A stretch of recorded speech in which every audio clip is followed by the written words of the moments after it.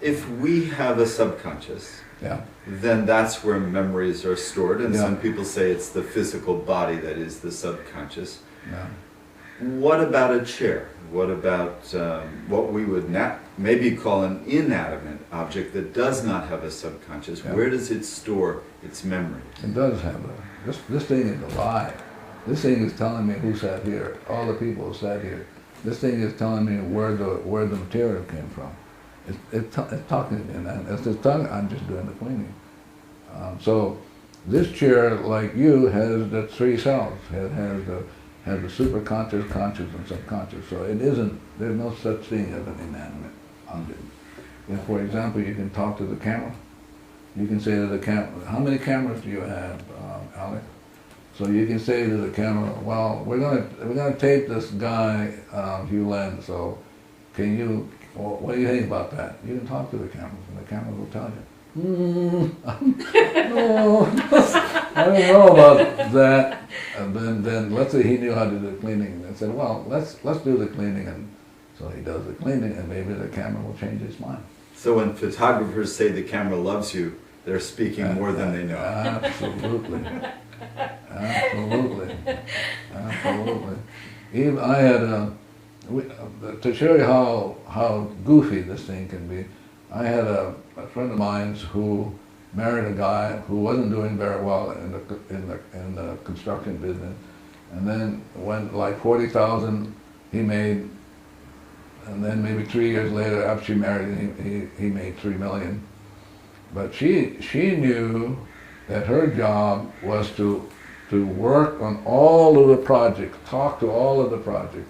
And so one day he was having trouble, I think, putting up a scaffold or something. And so she did the cleaning, and she heard the nails. She heard the nails, said, we just can't get along. Can't get along. So if you can't get nails to even get along, then you can't put up a scaffold, you know. The scaffold won't work. So the idea is you have to be able to talk everything. Get them ready. Like little children, you have to say, okay, here we're starting a new project. Here's the address. Here, and then you begin the cleaning right away, and then the right subcontractors will show up. I mean, and the right banking will show up. The right whatever. But everything is alive. Yeah, so everything has the three selves. Yeah. I've seen the kind of process happen that you're describing, where everything just drops into alignment with a plan. But how is it, would you encourage everyone to learn to have the facility that you have of talking to furniture and talking to a plan and talking to all the forces that go into making something work? Whoever shows up over the weekend and at this lecture, I'm going to talk about that. Yeah, but I'm not going to yell at the rest of the world and say, come on, I have something I'm going to tell you about this. You could really use. That's an imposition. Yeah, yeah, it's an imposition. It's not a gift. It's an imposition. Yeah. Yeah.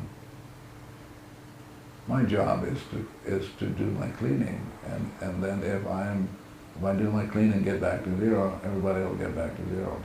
That's the only purpose I'm here. And then people show up because they would like to. However they've heard it and they would like to know more, I'm willing to do that. Because if I can get more people to clean, then I'm going to have more enlightenment, huh? Great. As opposed to my light bulb going, My children say, Dad, your light's out. Say, thank you. Are there certain activities that you engage in life that help you to get to zero more than others? Yeah, like eating cleaning foods, drinking liquids that are cleaning, having plants in your environment that clean, of course. Yeah. When you are doing cleaning, are you going into an altered state of consciousness? No. Or you're just doing it from your conscious mind and trusting that? Well, I'm hoping I'm doing it consciously, but I'm hoping I've talk to my subconscious, who is a computer bank, that the subconscious has heard me enough. I've fallen in love with it, and has asked it, please help me with the cleaning. And so I've downloaded every information that I know about the cleaning, and so my subconscious knows it, and it will do the cleaning. So, Are there any guides or angels that help one with cleaning? if you eat blueberries, for example, blueberries erase memories and open up angelic kingdoms. Yeah. Could you speak to us a little about angelic kingdoms? What would you like to know? Are there levels to them? Do they interact with I humans? don't know those things. I don't go that route. All I know is one day I was cleaning years ago, and then he said, "Why don't you try blueberries?" I said, "Okay." And I said, "Well, what do you say?" I said, "Well, I could see the angelic kingdom." And then that was it. The discussion ended. I didn't hear whether they were levels, and they were stretched out. I didn't hear any of that. Do you mean like nature spirits when you speak of angels? I don't know what that is. Like people say that there are little people that are guardians of plants and the earth. No, I'm talking about angelic kingdom. Other universes, other dimensions that open up, stretch open. So you eat one blueberry, just stretches, and your mind goes, wow. Yeah, and you may not be conscious of it. That's the 11 million for which you're not conscious. Right. And it's different with blackberries than blueberries. I don't know about blackberries. I know blueberries. I know strawberries. Those things. Strawberries, for example, deal with women's hatred for men. Lots there, you know. That's right. I I remember read that. I forgot all about that. Why don't you tell us a little bit about women's hatred for men? Well, Hey, I'm Kayla, and I'm one of the